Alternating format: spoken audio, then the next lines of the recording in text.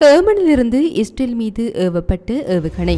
ட்ரம்பின் அவசரகால அறிவிப்பை போலி என விமர்சிக்கும் பிரவுன். மனிதாபிமான உதவிகளை ஹமாஸ் கட்டுப்படுத்துவதாக அமெரிக்கா சுமத்தும் குற்றச்சாட்டுகளை நிராகரித்த ஹமாஸ். சிந்து நதி நீர் ஒப்பந்தத்தை இந்தியா நிறுத்தியமை பாகிஸ்தான் மக்கள் மீதான தாக்குதல். இந்தியா மீது பாகிஸ்தான் ராணுவம் எதிர் தாக்குதல். இதற்கு முன்னர் நீங்கள் உங்களுடைய சேனலை தினமும் பார்வையிடும் பார்வையாளரா அல்லது புது பார்வையாளரா என்பதை கீழே இருக்கும் கமெண்ட்ஸ் பக்கத்தில் மறக்காம பதிவிடுங்க. அத்துடன் முதன்முறையாக எங்களுடைய சேனலை பார்வையிடுகிறீர்கள் என்றால் சப்ஸ்கிரைப் பண்ணி உங்கள் ஆதரவை வழங்குங்க. வாங்க காணொளிக்குள் போகலாம்.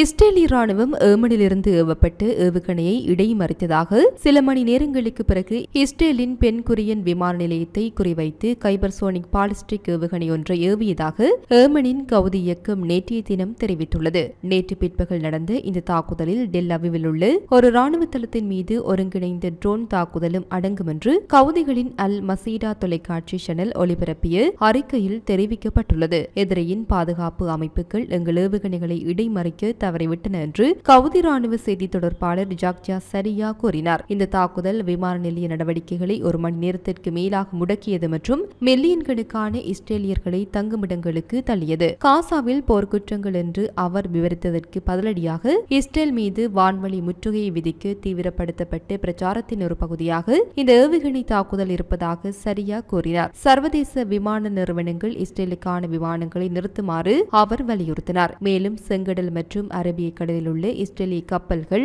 ஏவுகணை வரம்பிற்குள் இருப்பதாக எச்சரித்தார். இஸ்ரேலிய ராணுவம் அதன் பாதுகாப்பு அமைப்புகள் செயல்படுத்தப்பட்டதை உறுதிப்படுத்தியது மற்றும் மத்திய இஸ்ரேல் மீது ஒரு எரிபொருளை இடைமறித்தது. டெல் அவிவ் பகுதி முழுவதும் சைரன்கள் சத்தம் கேட்டதால் மக்கள் தங்குமிடம் தேடி அலைந்தனர். தப்பியோடிய 55 வயதுடைய பெண் சிறு காயங்களுக்கு உள்ளானதாக அவசர சேவைகள் தெரிவித்தன. மார்ச் 18 அன்று காசாவில் இஸ்ரேல் தனது ராணுவ தாக்குதலை மீண்டும் தொடங்கியதிலிருந்து ஹவுதிகள் இஸ்ரேலிய பிரதேசத்தை நோக்கி சுமார் 28 பாலிஸ்டிக் ஏவுகணைகள் மற்றும் டஜன் கணக்கான ட்ரோன்களை ஏவியுள்ளனர் என்று இஸ்ரேலிய ஊடக அறிக்கைகள் தெரிவிக்கின்றன. கவுதிகள் கட்டுப்பாட்டில் உள்ள உள்கட்டமைப்பை குறிவைத்து இஸ்ரேலிய வான்வழி தாக்குதல்கள் நடத்திய சில நாட்களுக்கு பிறகு நேற்றைய தினம் தாக்குதல் நடந்தது. இது சனா சர்வதேச விமான நிலையம் மற்றும் செங்கடல் துறைமுகமான கவுதிகளை கடுமையாக சேதப்படுத்தியது. பல வாரங்களாக பரஸ்பர தாக்குதலை நிறுத்தும் நோக்கில் கவுதிகளுக்கும் அமெரிக்காவிற்கும் இடையே செவ்வாயன்று ஓமன் மத்தியஸ்தத்தில் ஏற்பட்ட போர் நிறுத்த ஒப்பந்தத்தையும் இந்த மோதல் தூண்டியது.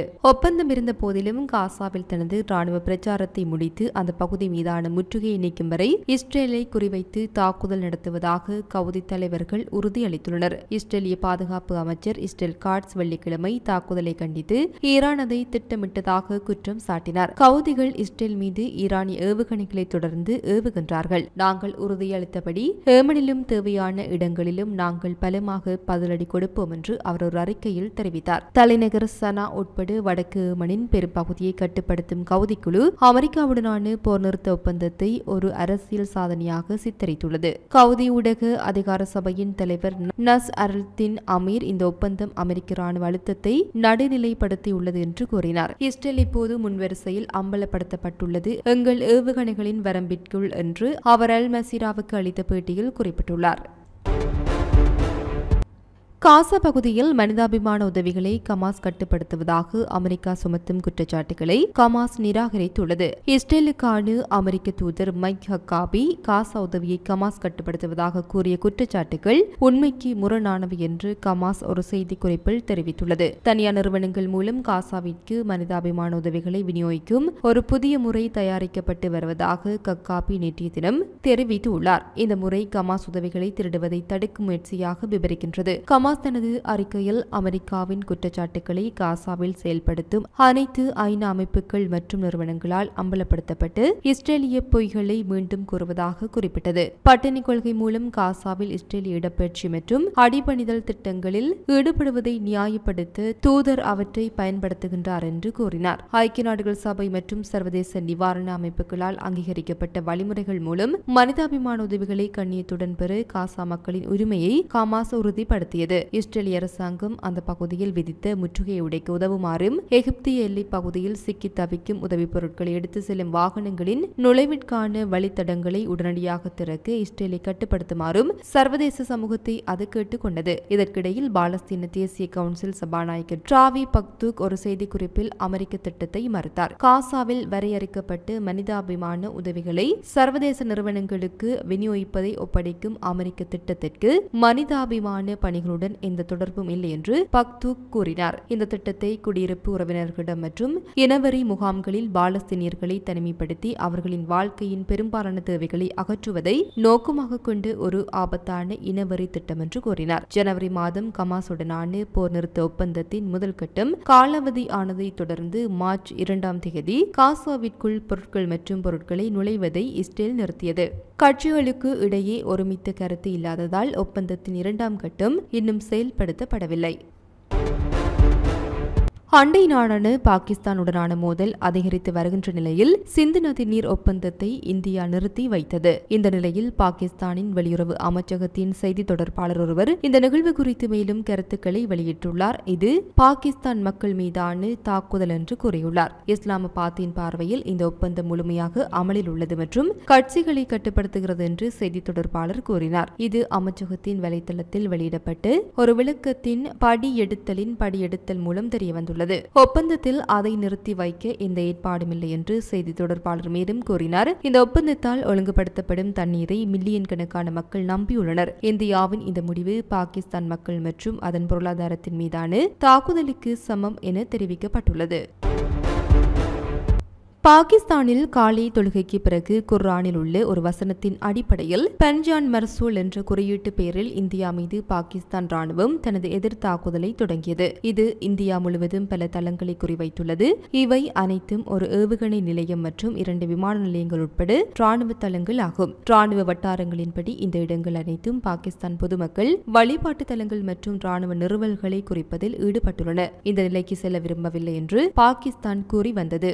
ஆனால் மே 7 தாக்குதலுக்கு பிறகு பாகிஸ்தான் உடனடியாக பதிலளித்தது. அதன் பிராந்திய ஒருமைப்பாடு மற்றும் இறையாண்மையை பாதுகாக்கவும் பதிலளிக்கவும் உரிமை உள்ளது என்று கூறியது.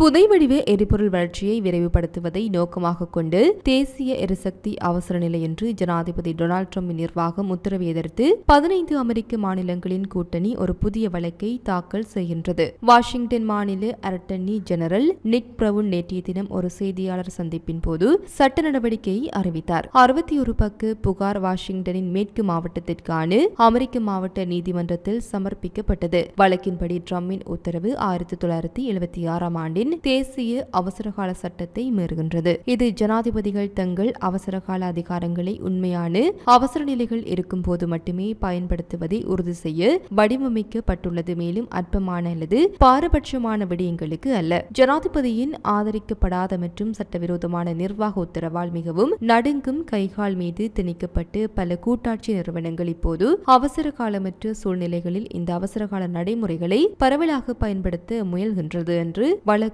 கூறியது. அமெரிக்க எரிசக்தி உற்பத்தி எப்போதும் இல்லாத அளவிற்கு உயர்ந்த மட்டத்தில் இருப்பதால் ட்ரம்பின் அவசரகால அறிவிப்பை போலி என்று பிரவுன் விமர்சித்தார். இது ஜனாதிபதியின் தீவிரமான அல்லது சட்டபூர்வமான முயற்சி அல்ல. இது போட்டியை நீக்குவது மற்றும் அமெரிக்காவை என்றென்று மாசுபடுத்தும் புதை வடிவ எரிபொருட்களுக்கு கட்டுப்போவது பற்றியது என்று சியாட்டலில் நடைபெற்ற செய்தியாளர் கூட்டத்தில் பிரவுன் கூறினார். இந்த ஆண்டு தொடக்கத்தில் ட்ரம்ப் பதவியேற்ற முதல் நாளில் இந்த நிர்வாக உத்தரவை பிறப்பித்தார். இது எண்ணெய், எரிவாயு, நிலக்கரி மற்றும் பிற புதை படிவ எரிபொருள் மூலகங்களின் விரிவாக்கத்தை ஊக்குவிக்கின்றது. அதே நேரத்தில் காற்று, சூரியொளி மற்றும் பேட்டரி அடிப்படையிலான எரிசக்தி முயற்சிகளை வெளிப்படையாக விளக்குகிறது. நமது நாட்டின் உள்நாட்டு எரிசக்தி வளங்களின் தற்போதைய போதுமான வளர்ச்சி விரோதமான வெளிநாட்டு நடிகர்களுக்கு நம்மை பாதிக்கக்கூடியதாக ஆக்குகிறது மற்றும் அமெரிக்காவின் செழிப்பு மற்றும் தேசிய பாதுகாப்பிற்கு உடனடி மற்றும் வளர்ந்து வரும் அச்சுறுத்தலை ஏற்படுத்துகிறது என்று ட்ரம்ப் நிர்வாக உத்தரவில் அறிவித்தார். இது போன்ற பல செய்திகளை தெரிந்து கொள்ள நம்முடைய சமூக மீடியா யூடியூப் சேனலை சப்ஸ்கிரைப் செய்து அருகில் உள்ள பெல் பட்டனை கிளிக் செய்யுங்கள். மேலும் செய்திகளை உடனுக்குடன் தெரிந்து கொள்ள சமூகமீடியா.com என்ற இணையதளத்தின் வாயிலாக எங்களுடன் இணைந்திருங்கள்.